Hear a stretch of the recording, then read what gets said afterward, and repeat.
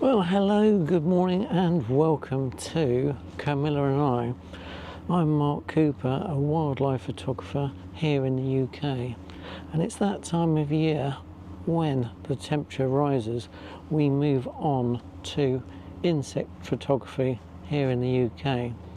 And I thought we'd approach today the difficult subject of photographing butterflies in flight. And although this was an advanced technique for years, modern mirrorless cameras have made this possible to almost anyone if you set the right settings. So in this video I thought I would go through the settings necessary to capture butterflies in flight, and of course some of the advantages you do have in the really up-to-date modern cameras these days, which enable you to capture fast-moving action in an instant. So diving straight in order to capture butterflies in flight, you need a shutter speed of at least 1/4000th of a second, I would suggest. You can go lower, but I've found in experience 1/4000th of a second freezes those wings. But also you need an aperture which is not wide open at f2.8. You probably have a macro lens or a lens similar to this one, which wide open goes to f2.8.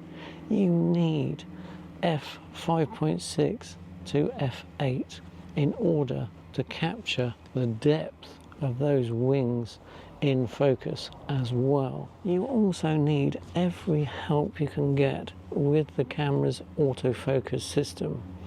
So you pre-focus on your subject and then you set AFC in Sony or AFS in Camo in order to get the maximum assistance possible.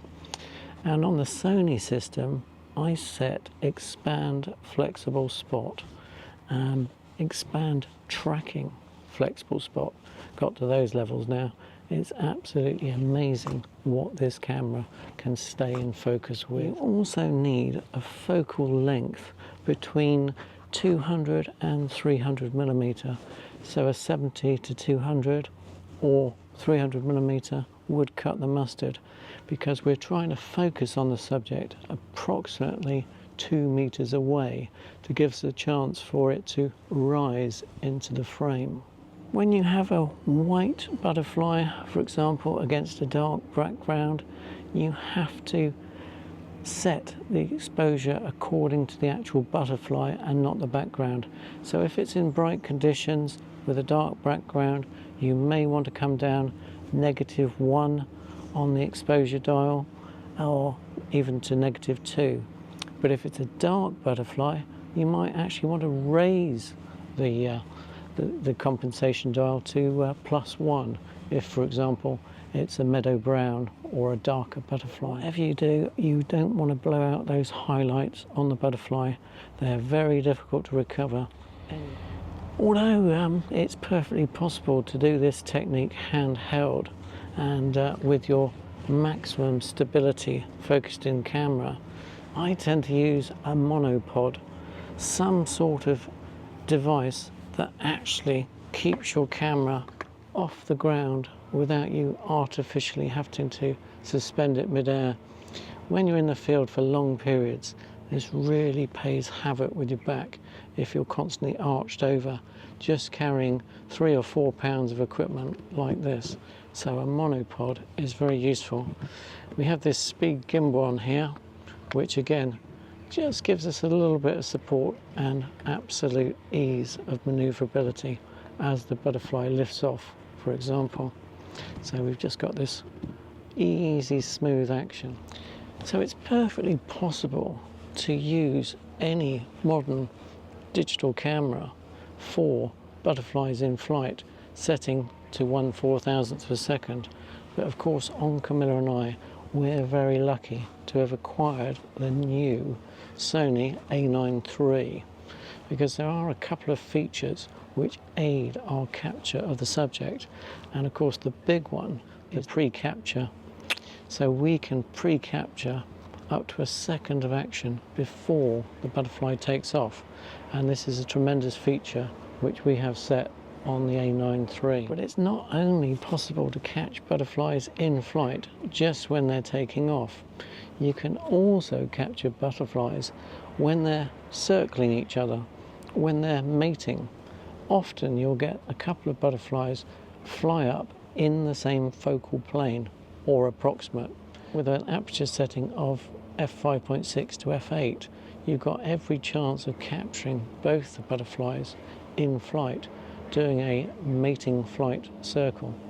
And indeed, it's possible to predict sometimes the movements of butterflies across a plane. So again, this is all advanced technique, but once you get your eye in and you get lots of subjects in an area, then that's when you can employ these techniques, and your success rate will go up the more you practice. So what we'll do next is we'll actually go into the field and see what we can get using these techniques, and see if we can actually achieve the results we're going for, butterflies in flight. Well, by the magic of YouTube, here we are in the field at Harnham Street Meadow, a local area where Camilla I do a number of subjects, mostly the warblers in this area on the River Nadder, but also at this time of year you get the beautiful Demoiselle butterfly. Well, it's not a butterfly, flutters like a butterfly, it's actually a dragonfly, and the beautiful Demoiselle, the banded and normal Demoiselle, superb. If you haven't seen Roger Hance's video, FRPS photographer, well worth checking his video out, but make sure you watch this one first. But I've just seen his this morning, so I thought I'd mention it. Yeah, very good on photographing the Demoiselle, superb. Anyway, good one, Roger. Right, anyway, my video first, yeah, watch that one. We're here in the field with the 300mm as suggested, f2.8 with the A9 III, and we're using this combination. I don't think I explained that the reason we're using 2 meters to get to the subject is the fact that in hot weather conditions, I think it's hot weather, in hot weather conditions you can't get near the butterflies and insects. Doesn't matter whether it's a Demoiselle or a gatekeeper, if you approach them, they will fly off. So you need, as well as the image filling the frame, you also need a 200 to 300mm to get any chance of getting in on your subject. And literally, we have a gatekeeper about 2 meters, as it happens, from this lens to, I'll just record a little bit of video of the gatekeeper just to show you it's there. So that's why we use this particular lens. If I was to go much nearer than that in any bright conditions, it would be off like a shot. So we wouldn't even get a bit of video of it. Amazing. So that's why we're using the 300 f2.8 today. So a very good lens also would be the 70 to 200 f2.8. That would also do the job as well. Anyway, we've set the settings along the lines of for insects. We've gone for 1/4000th of a second. We're using the pre-capture, and we're using the expand flexible spot, tracking expand flexible spot. We're just waiting to see if we can see a subject which we can photograph for you this morning. Anyway, so yeah, a bit short of subjects at the moment to photograph for you. But anyway, yeah, we've got this gatekeeper, but it's low down in the vegetation. Anyway, I suppose I better mention some that I've got earlier in the week. It's a Blue Peter special, this one, because the weather has been indifferent, and today it's definitely indifferent. But yeah, we've already got a gatekeeper in flight. This was probably one of my weaker shots on a bramble too much vegetation around, I think, and got intercepted a little bit. So have a look at that one. But one of the best ones I got was a ringlet butterfly in grasses. And normally you isolate your subject, and in this case I sort of isolated it in the grass, and so of course it was very hit and miss as it came out of the grass whether it would be in focus, whether a grass twig would pick it up, or whether I'd get anything at all. But I actually got quite a good series of the ringlet taking off and in flight. So yeah, link to that one.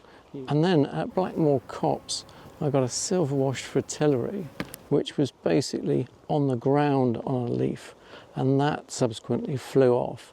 And I was able to get a few images of that, which proved reasonably successful.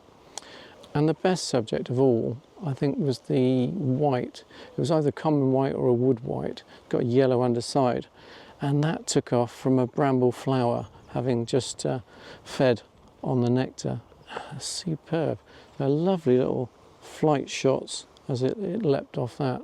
And again, that was I think -1, -2 on the compensation dial, 1/4000th of a second, ISO 1250 I think for that one. Quite a high ISO, but not a problem these days. Yeah, superb. So yeah, those are the images I've captured so far. So hopefully I'll get a Demoiselle similar to what Roger did earlier. But anyway, I've only seen one, so and I couldn't get that one. And this gatekeeper, well, it is buried deep in the vegetation. Anyway, I'll catch you guys in a minute and see if I can get something this morning for you on camera, rather than my historic butterfly in flight shot photos, which are, yeah, good, but to be improved upon with this combination. Well, we just got a meadow brown for you, completely messy background, and I think we only got one shot as it went up, because I was set to medium capture, wasn't taking enough pictures, so onto high mode so I can get some more images as it takes off. Amazing. And also we got a bumblebee on some cow parsley. I think it was cow parsley. So yeah, that was interesting. The flight shot wasn't as good as the static shot, I don't think, though, so no, missed out there. I had too low a shutter speed on that one. So yeah, watch your shutter speeds. You do need, that's the trouble in this light, we're not got such good light today, so I'd come down a bit. But anyway, I think it was 1/2500th of a second, and I'm not sure it quite froze the action on the bumblebee. Anyway, yeah, still interesting. We're still experimenting. Well, unfortunately, because the weather conditions are against us today, it was low down in the vegetation, so it's very difficult to isolate your subject when it's low down in the vegetation. So I would suggest coming on a slightly better day than today. So anyway, we did get a little bit of video and the odd couple of snaps, quite nice, with the A9 III. But I think I did get one pre-capture shot, but it was flying up away from us, so not much good at all, but an interesting angle, so perhaps I'll put that one in. Anyway, yeah, I think we'll call that a wrap today, but you get the idea. It's work in progress. You're not going to get shots just like that, no way whatsoever, even using the best equipment. Butterflies in flight or insects in flight are not easy subjects at all. So yeah, just keep persevering and you will get some tremendous shots. It's well worth the effort, but it is, as I said to Roger, it's very hit and miss. So yeah, now you've watched this video, you can go and watch the expert Roger Hans FRPS taking it with the Demoiselle, taken with the Olympus and the 100-400, I think. Okay. Anyway, thanks for watching Camilla and I. Have a good one. Bye for now.